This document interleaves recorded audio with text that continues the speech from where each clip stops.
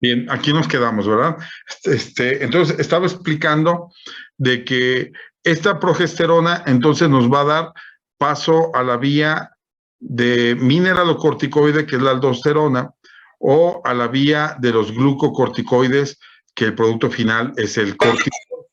El error fue ese de que, como les mencionaba, en algunas imágenes, esta parte de aquí viene de este lado y la vía de aldosterona viene de este lado. Pero no, es así como lo ven aquí. La progesterona da para mineralocorticoides y glucocorticoides. Y es esta dehidroepiandrostenediona, que yo mencionaba en otras diapositivas como DEA, DHEA. Esta es la que va a dar paso a la vía de la testosterona. Entonces, básicamente, este cuadrito es el que ustedes tienen que conocer, de dónde viene todo, el origen de cada una de las estirpes hormonales. Ya lo de las enzimas realmente yo no considero tan importante que lo tengan que conocer a fondo. Sino es conocer sus funciones y eso ya lo van a ver en cada una de las patologías. No sé si con esto respondo tu pregunta. Sí, doctor, muchísimas gracias.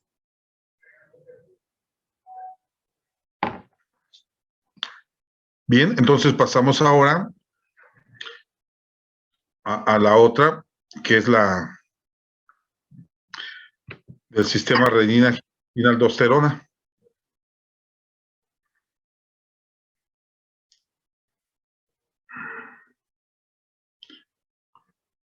Bien, ya estamos todos listos entonces para continuar.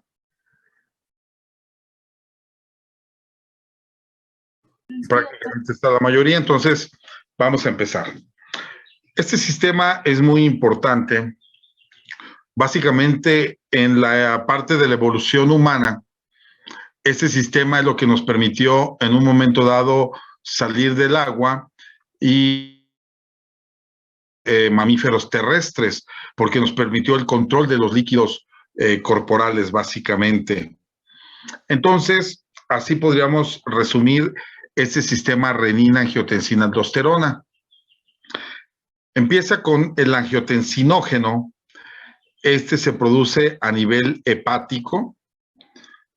Se está produciendo de manera constante, no hay un estímulo hasta el momento conocido que digamos, se libera cuando pasa tal situación, no, prácticamente la liberación de angiotensinógeno a nivel hepático es constante.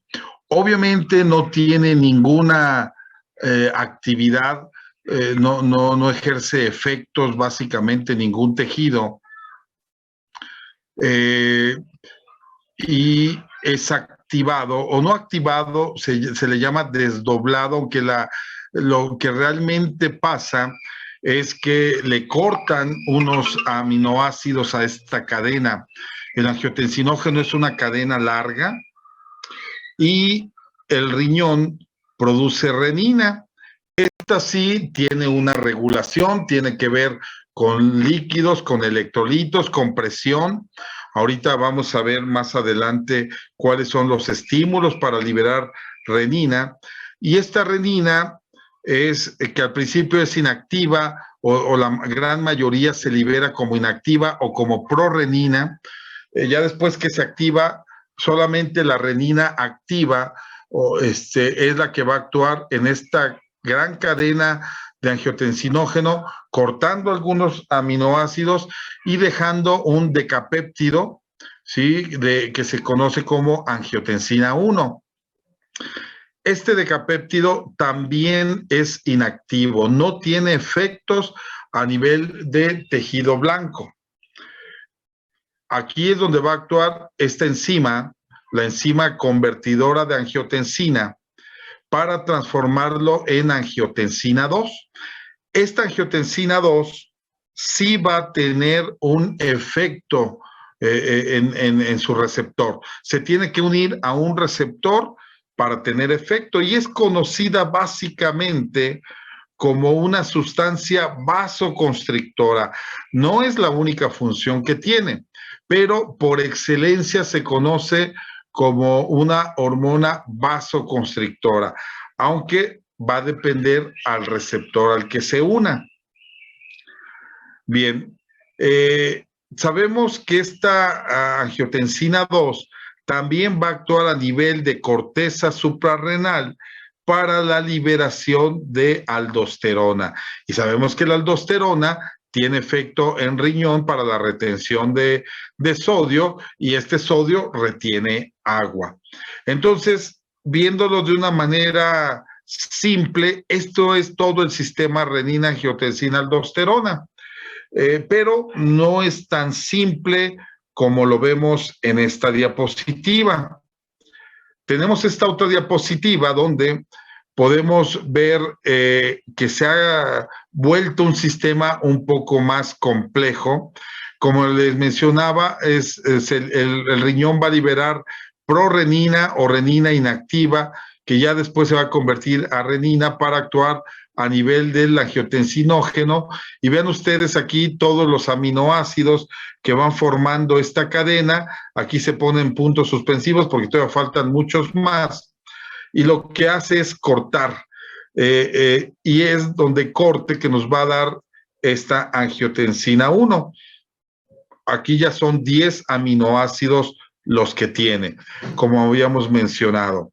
Y esta enzima conversora de angiotensina va a hacer corte aquí, va a liberar los últimos 2 aminoácidos y se convierte a un octapéptido. De 10 aminoácidos pasa a 8 aminoácidos y es la angiotensina 2, pero ahora conocemos que está también la enzima convertidora de angiotensina 2.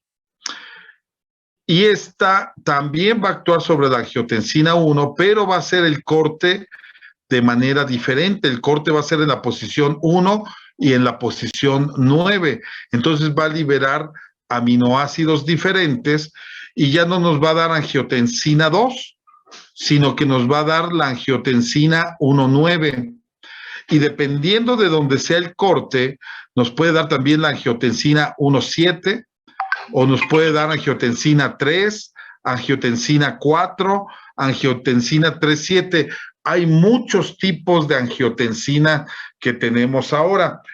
La realidad es que no conocemos para qué sirvan estas otras angiotensinas. Lo que sí sabemos es que la angiotensina 1,7 tiene efectos vasodilatadores.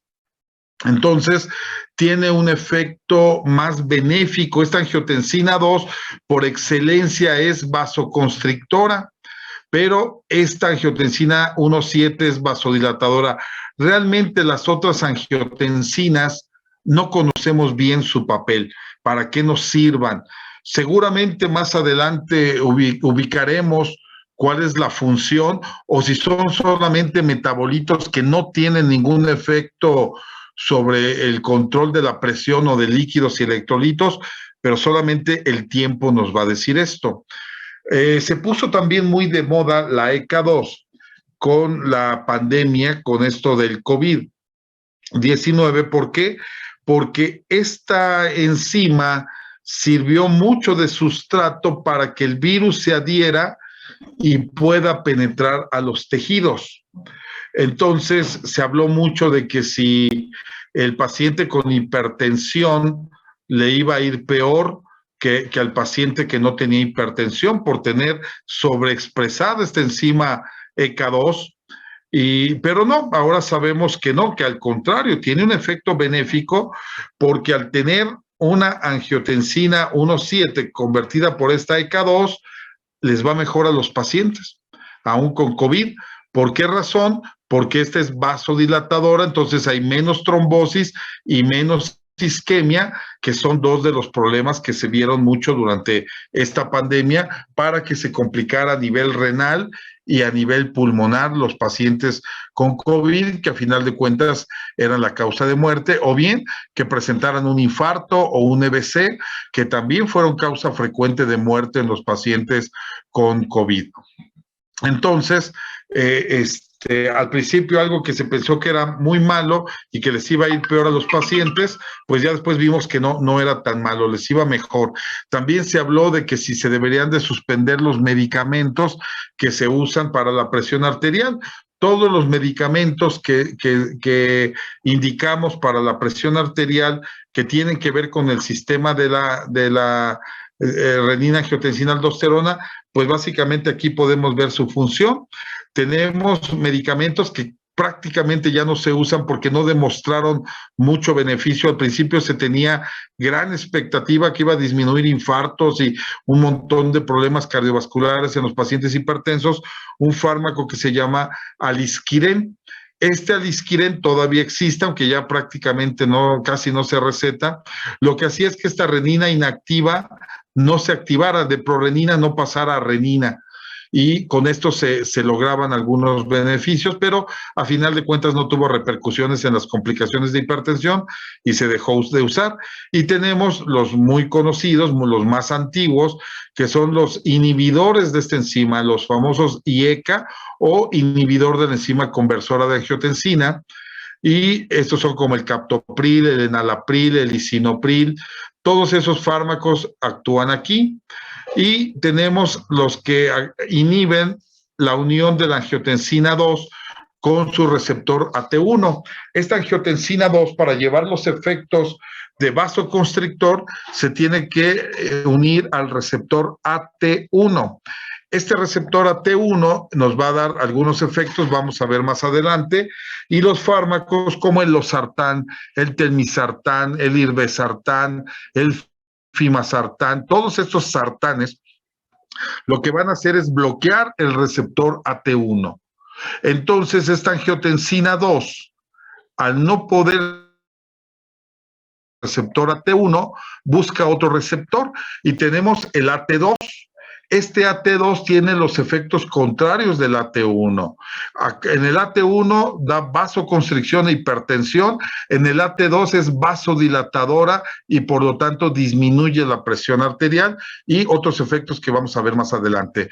Receptor AT3 y AT4, y hay algunos artículos que hablan de que hay hasta el AT8, pero pasa lo mismo, no sabemos qué función tengan estos receptores o para qué sirvan cuando se unen, ya sea la angiotensina 2 o cualquiera de estos otros tipos de angiotensinas que son diferentes y todavía no tenemos una función específica ni para estas angiotensinas ni para los receptores AT3 en adelante. Bien. Vamos a ir hablando de cada una de los pasos. La renina es una aspartil proteasa sintetizada en forma inactiva, les decía yo, prorenina. ¿Dónde se va a liberar? En el segmento de la arteriola aferente renal. En unas células conocido como juxtaglomerulares. Juxta significa junto al glomérulo, es lo que significa juxtaglomerulares. Entonces, células juxtaglomerulares son las que van a liberar renina, y hay un segundo grupo, unas células sensitivas situadas en el extremo distal del asa de Henle, que se conoce como la mácula densa. Entonces la renina se va a liberar tanto en las células juxtaglomerulares como en la mácula densa, y esto juega un papel muy importante también para entender la fisiopatología de diabetes.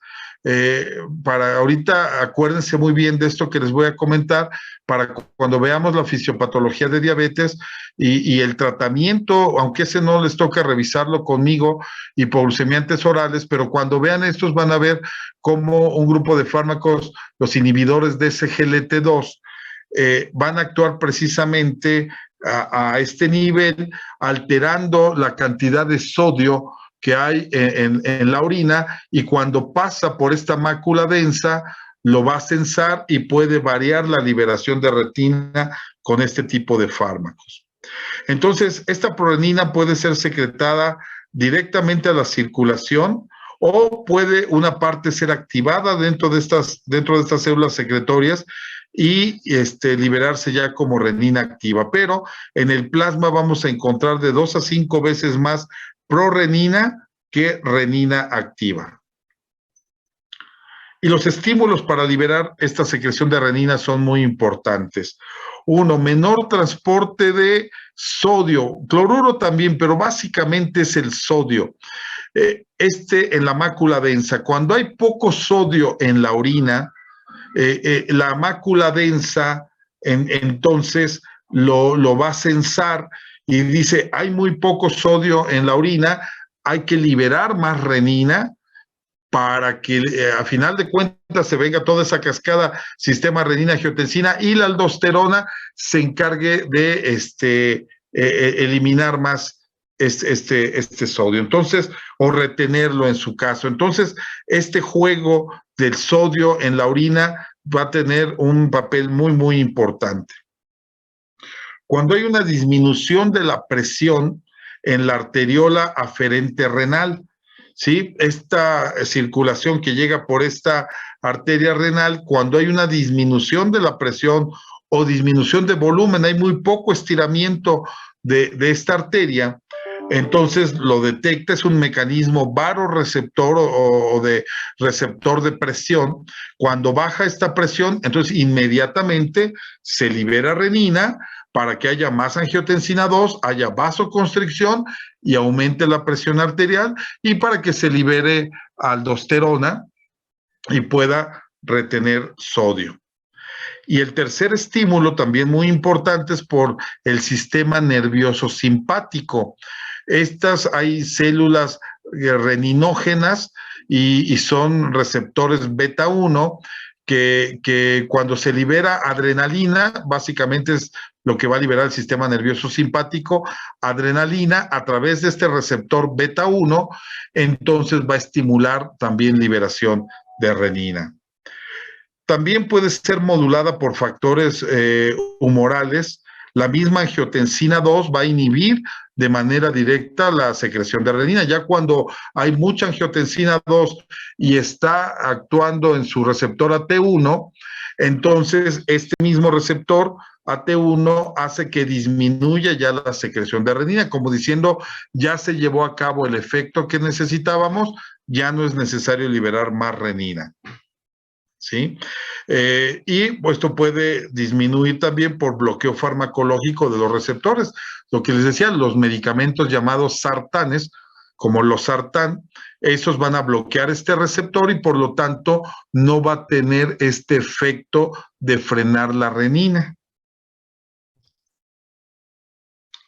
Bien, esta renina una vez activada va a desdoblar el angiotensinógeno que les comentaba, esta cadena muy larga, y lo que va a hacer es formar una angiotensina 1 decapéptido inactivo, y lo que ya vimos, la ECA va a hacer el corte, lo va a transformar en angiotensina 2, que es un octapéptido ya activo, este sí tiene actividad, y actúa, como les mencionaba, predominantemente en el receptor AT1, que está en las membranas celulares, principalmente a nivel renal, y esta angiotensina 2 va a tener acción presora, esto es, va a aumentar la presión arterial mediante vasoconstricción.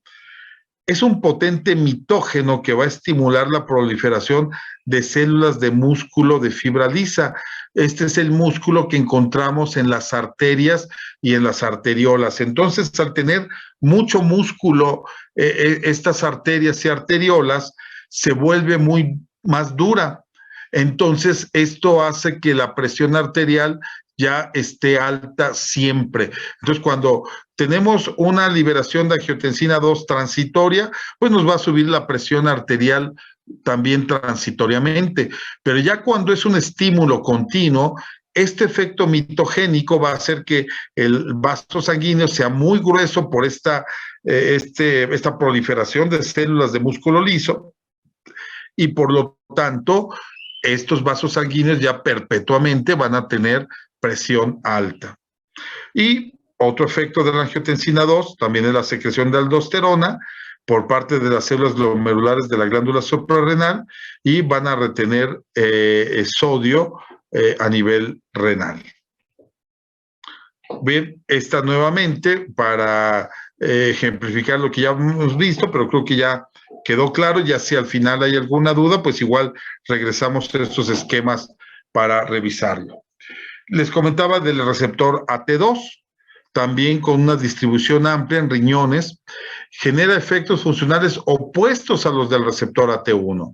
El AT2 nos va a dar vasodilatación, excreción de sodio y la inhibición de la proliferación celular. Esto es que no va a haber proliferación de estos músculos lisos, a nivel de vasos sanguíneos. Por lo tanto, la perpetuación de la presión arterial no se va a llevar a cabo y por eso son tan buenos antihipertensivos estos sartanes que van a bloquear el AT1 para que la angiotensina 2 nos dé receptores en el AT2. Bien, también mejora la regulación de la filtración glomerular, esto es la función renal, y se han descrito tumores que generan renina y van a producir hipertensión. Este sistema renina-angiotensina-aldosterona, aquí lo estamos hablando a nivel sistémico, o sea, en todo el organismo, pero también existe un sistema renina-angiotensina-aldosterona local que va a regular la circulación y la presión en tejidos como pulmón, hígado, páncreas, colon, suprarrenales. Esto es, ellos mismos mediante un minisistema renina-angiotensina-aldosterona van a regular su propia circulación y su propia presión arterial. Y bueno, algo que todavía no está muy claro, pero hay varios artículos, yo creo que tienen como 10, 15 años que se habló mucho de esto, aunque ya después se dejó de hablar un poco, es que también a nivel de tejidos muy locales o incluso a nivel celular, puede haber una regulación, un microsistema renina-angiotensina-aldosterona, que también puede regular eso, y eso es muy importante, por ejemplo, a nivel de corazón, y por eso se habla que estos fármacos como los sartanes pueden mejorar la remodelación cardíaca después de un infarto, etcétera, etcétera. Entonces, eso es algo que todavía no está así tan asentado en los libros, pero hay artículos que nos hablan de estos subsistemas renina-angiotensina-aldosterona a nivel de sistemas y a nivel de órganos. Y esto, bueno, pues son situaciones que más adelante podremos conocer más conforme la información vaya fluyendo. Entonces les comentaba que la angiotensina 2 es un potente factor trófico primario, regula la síntesis y secreción de aldosterona, pero esta aldosterona habíamos dicho que también depende de los niveles de potasio y de la hormona adrenocorticotrópica. Este último tiene efectos solo a corto plazo. Cuando tenemos una sobreproducción por una neoplasia, alguna cosa así de ACTH, realmente no tenemos mucho efecto de ese hiperaldosteronismo. Se bloquea después de un tiempo. Para la angiotensina 2 libera aldosterona, es más potente el efecto que hace el potasio y el que hace la angiotensina 2. Lo que les comentaba, que en muchos tejidos se sintetizan localmente el angiotensinógeno, renina y angiotensina 2, como el encéfalo, hipófisis, aorta, arterias, corazón, etcétera, etcétera, y ellos regulan su propio flujo mediante este minisistema.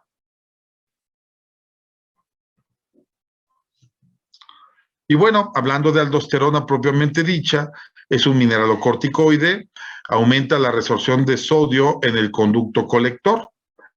La neutralidad eléctrica es intercambiando potasio e hidrógeno por sodio, por lo que en un exceso en la secreción de aldosterona puede ocasionar hipocalemia y alcalosis, que es niveles muy bajos de potasio y elevación del pH. Esta hipocalemia puede inhibir la síntesis de aldosterona porque acuérdense que los niveles de potasio también afectan los niveles de renina. Entonces, la hipocalemia inhibe la síntesis de aldosterona. Por ello, clínicamente, antes de pensar en un hiperaldosteronismo, hay que corregir los niveles de potasio. ¿Por qué? Porque si tengo una hipocalemia y no la corrijo, esto me va a generar un hiperaldosteronismo. Acuérdense que el potasio bloquea la síntesis de aldosterona. Si tengo bajo el potasio, se va a estar secretando mucha aldosterona. Entonces yo voy a hacer el diagnóstico de una hiperaldosteronismo, pero a lo mejor lo único que tengo es un potasio bajo. Entonces siempre debo de corregir los niveles de potasio antes de hacer un diagnóstico de hiperaldosteronismo. Y cuando sí se trata de un aldosteronismo primario, es un ejemplo de hipertensión mediada por mineralocorticoides. Son pacientes que a lo mejor van a tener hipertensión porque hay un tumor que está liberando mucha aldosterona, ¿sí? Y aunque quedamos que esto no va a tener tanta fluidez, pero como tenemos un tumor que libera aldosterona, esto sí me genera hipertensión, a diferencia de un tumor que genera ACTH a nivel de la hipófisis. Ese no me va a generar hipertensión porque quedamos que el efecto sobre la glándula suprarrenal para liberar aldosterona es limitado, no es tan potente. Entonces, un exceso de aldosterona sí me genera hipertensión, un exceso de ACTH no me genera hipertensión. Un efecto muy importante de la aldosterona es a nivel del corazón. Un paciente con hipertensión arterial, una de las complicaciones es hipertrofia del miocardio. Esto es, el músculo cardíaco se hipertrofia, se engruesa y esto nos puede llevar a insuficiencia cardíaca. Bueno, pues es más potente el estímulo de un hiperaldosteronismo que el propio estímulo de la presión arterial elevada. Entonces voy a ver más hipertrofia del miocardio cuando tengo aldosterona elevada que cuando tengo un paciente con presión alta. Y esto, cuando tengo una insuficiencia cardíaca, bueno, complica mucho las cosas. ¿Por qué se da esto? Porque el corazón tiene receptores para mineralocorticoides y esto va a incrementar el depósito de matriz extracelular y colágena y esto va a engrosar mucho el músculo cardíaco. En pacientes con insuficiencia cardíaca congestiva, este es un bloqueador de los receptores de aldosterona o de mineralocorticoides. Esta espironolactona bloquea el receptor de aldosterona, entonces esta aldosterona no va a actuar en los receptores de corazón, ¿sí? Entonces, aún en pequeñas dosis, disminuye un 30% el peligro de una insuficiencia cardíaca progresiva y muerte repentina de origen cardíaco. Hay un estudio muy interesante, se llama el estudio RALES, se escribe RHALES. Este estudio RALES se hizo en pacientes con insuficiencia cardíaca y a partir de este estudio es prácticamente imperdonable tratar a un paciente con insuficiencia cardíaca y no darle espironolactona porque se vio un beneficio enorme en este tipo de pacientes. Y bueno, sabemos que niveles altos de aldosterona también pueden ocasionar mayor filtración glomerular y pérdida de albúmina de esta proteína. Ambos efectos son reversibles una vez que se corrigen los niveles de aldosterona. Y bueno, antes de pasar a los sistemas de regulación, algo que también vamos a ver, sobre todo en síndrome metabólico, ahora que revisemos ese tema, es cómo la angiotensina 2 tiene efecto a nivel del adipocito. Favorece que haya resistencia a la insulina en los adipocitos. Esto ya lo veremos cuando veamos el tema de síndrome metabólico. Y bueno, ya vimos la regulación de la renina a través del riñón, por medio de las células justaglomerulares que actúan como sensores de presión y de los cambios de electrolitos. Bien, todavía tenemos un poco de tiempo, me parece. Y si disminuyen la cantidad de sodio, de presión, de volumen, entonces se va a liberar esta secreción de renina.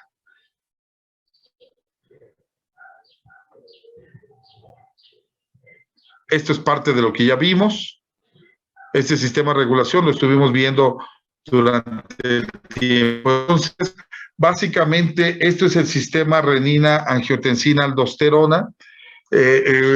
Las últimas diapositivas eran nada más redundar en lo que ya habíamos mencionado. No sé si tengan alguna pregunta de este tema.